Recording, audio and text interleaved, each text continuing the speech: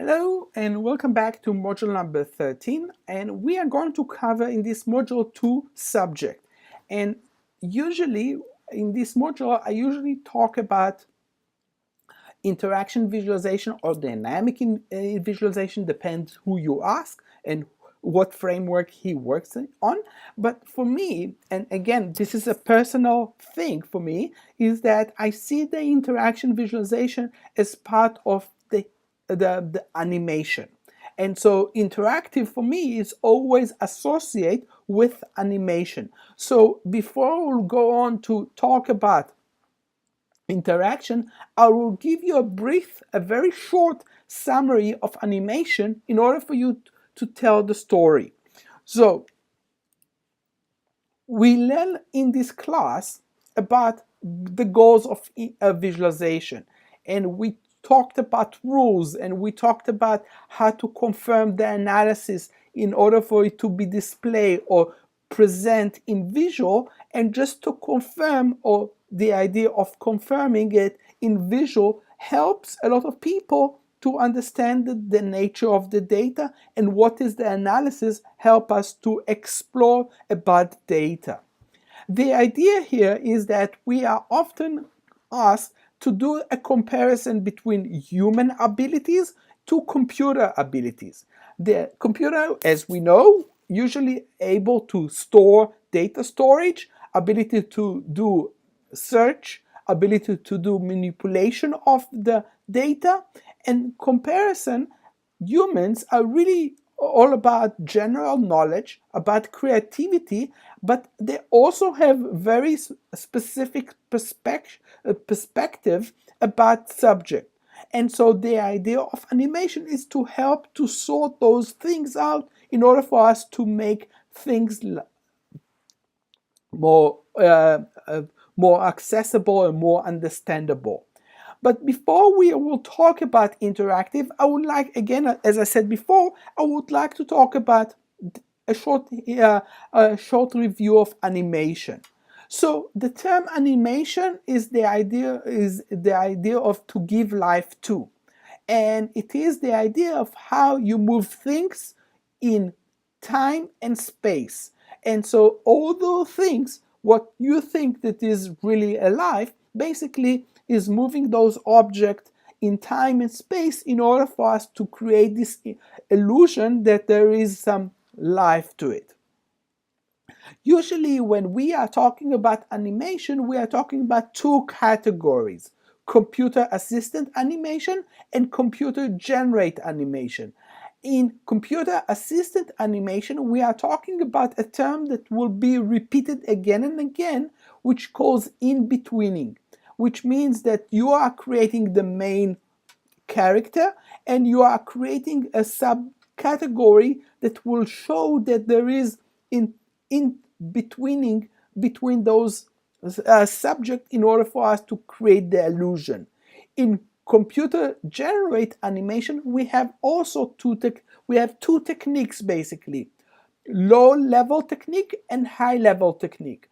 And the idea here is that the notion of the low technique is we are spraying interpoling or in-betweening characters in order for us to show that. The idea of separation, in this case, you see the characters, but in the background you see his hands moving, and in between is where we are showing there is an effect of the animation. So basically we make it bigger, smaller, and it will show that basically there is some effect. In the example that we're going to apply into our example, again the issue of animation, if I will do a replay, and again it's a repetition that will build the illusion that we have a story to tell in that sense. So the idea of law techniques is usually quite popular. So the idea that we are creating an object, in that objects are part of a keyframe, and we are running the keyframe as if there is animation on it in order for you to show that there is a motion that goes through it and repeat the same thing again and again. High level technique, on the other hand, is the idea of we are generating motion based on rules that already been established. For example, physically based motion. So we know that when we laugh and then we stop and then we continue to laugh. So this is basically something that we learn. And so the people who are now working in the animation industry usually try to imitate this emotion that we all know that we laugh very hard, we stop and then continue laughing in the animation in order for you to show that is a real character that has the same characters as we are as humans. So the animator color each pixel to make the computer make movie about a dog. And so the idea here, the animation is the idea of the playback rate. How fast are you playing the playback rate? The sample or the update rate. In TV, we are talking about 30-minute images in 1 second. And in animation or in the computer, it's usually a little bit faster. But again, there's 6 different images per second, which will give you the idea that there is something animation going on. Each image repeat 5 times, and in this sense, we have some structure how we are generate animation. So again, if we are familiar with animation, you probably had the option of to see a flip book, that if you flip it, you will see the animation, and it was created in 18th century, and it was quite popular. The other type of technique that often used is the wheel of life, which is basically of light and shows the animation that surround it using the light. The heritage of animation is the idea of the camera to make lifeless things move, and the idea is again using the same object, moving it around in order for it to make the idea that is animation. So Thomas Edison is one of the creator of this idea of animation, and again, it is quite famous and quite known in that sense that what it entails. So again, there is a lot of celebrities that started to use animation, try to facilitate the animation to tell a narrative, and in that sense, the issue of lips, body, hands, body, cards, road, and sky was part of the layout or the canvas that usually animation used to have in order for to apply that. It was multiple layers that they tried to do, and in order for them to apply that, in order for them to tell a story, and to apply that in a sense that it will tell a story. I'm sure that all the names that I listed you are not quite familiar with, but you are of course familiar with Disney, which took the animation as an art form. So they invented the storyboard to review the story. They created the pencil sketch to review the motion, the multi-panel of the camera, the color, the sound, and again, those are our only techniques in order for us to do that. So we used to have a scene with multiple scene, and we used to have a cell, and the camera would be able to, we used to change the layers, and the camera would capture that, and by doing that, we are creating the animation. So again, in the past, it used to be hand drawing, and again, moving one cell at a time, create the illusion that we are doing animation. Computer animation is often compared to stop animation, and the idea here is that The stop animation is that we are moving the subject and then we stop and moving it again. The repetition of stop animation is what it's all about. Other media animation, clay motion, sand animation, all of that you will probably, if you will search for it, you probably will find it in those characters. And again, the idea of repetition, the idea of capturing them and then repeat those motion or object in order for us to do that. So the presentation, the act, the scene, the shot, and the frame was part of the animation terminology. And in order for you to do that, so you have to have a story, a storyboard, detail story, keyframe, test shot, pencil test, in-betweening, linking, and color in order for you to do that. And part of it is Walt Disney masterpieces that they created using animation. And again, this is part of the history. MIT IT labs were part of where they started to create the animation and try to apply that. Nowadays, we have research labs in Utah, Pennsylvania, and Cornell that are really into animation and trying to apply that in the idea of devoted more application or more object into the animation itself. So again, the current activity, Toronto has a good center, Georgia Tech also has a good center, Ohio State, and maybe one day we will have a center of animation in USF. But until then, we need to look at other people and other work that they did. Companies, again, there were a lot of companies in the past that were associated with that.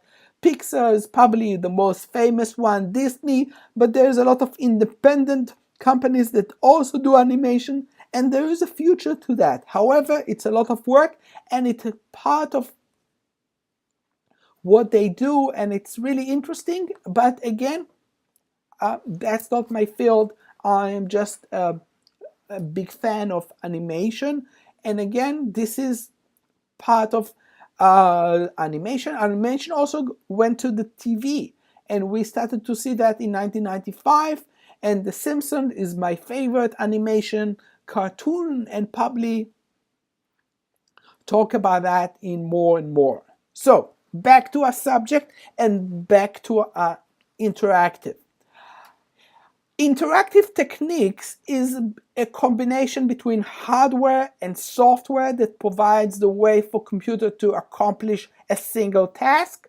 And the idea here is that one of the things that we talk about interactive techniques, we are talking about human-computer interaction. This is a term that I do not use that often, but it's part of visualization domain and part of particular. It's the idea of creating new techniques to create the human-computer interaction, and that's part of the idea of the design. So under interactive techniques point of view, we have the computing view, which is input device. We have the user point of view, which is the user background, and we have the designer point of view, who designed the element. All together will provide you the interaction techniques that, again, there's filtering, there's data to visualization mapping, the zooming, the detail on demand, all of that part of techniques that in the idea of what it entails. Interactive projects remain primarily in 2D or 3D, and again, I want you to refer to our textbook saying don't jump too high on 3D because most people do not understand what does it entail with regard to data analysis. But again, I want you to make sure that you are familiar with it, because from my point of view, we will see a lot of more new innovation on the subject. And so automation is part of it, and part of how to apply the data and how to animate things. And again, this is the idea of filtering, trying to see what does it entail, what is embedded it, the distinction between selection and query, the idea of specific problems, various search problems, and this is part of the dynamic or interactive filtering that we are trying to do. Okay, so now I need to show something that I am passionate about, and in this case I'm going to show you two works in R with regard to animation and analysis. And again, the idea here is that in this case, this is a well-known establishment of animation. They started it in 2017, and they provide example how to apply the R code into into interactive resources. They also provide a lot of resource on the subject magic, image magic, graphic magic, and animation, and more example of animation. I want you to take a look at that and explore that. I will also share with you the animation that I created here, and again, there is in the website they refer to the package called animation. Animation in the past was not stored in the Crane storage. Instead, it was the display in GitHub. So nowadays, when you do that, you can install the animation directly from Crane, and you will type animation installation, and you will get the new latest version. So again, this is part of the routine. I will post everything on Canvas, so you will have more ability to do that. You can also learn how to export the animation that you are creating in R into a GIF, and you're going to save it as a GIF if you want to display that in your blog and using it as that type of format, because the blog does not recognize the R and cannot run the R by itself. So that's it for now. I hope you enjoyed. Last module number 14, I will summarize everything that we did. I will try to make sure that we understand and try to answer any question you have. You are free to send me questions. Again, no assignment, a fun assignment for this module, and that will be our last module. So until then, I hope you enjoy it. I hope you become fanatic as I am to animation and the power of animation. Until next time, have fun.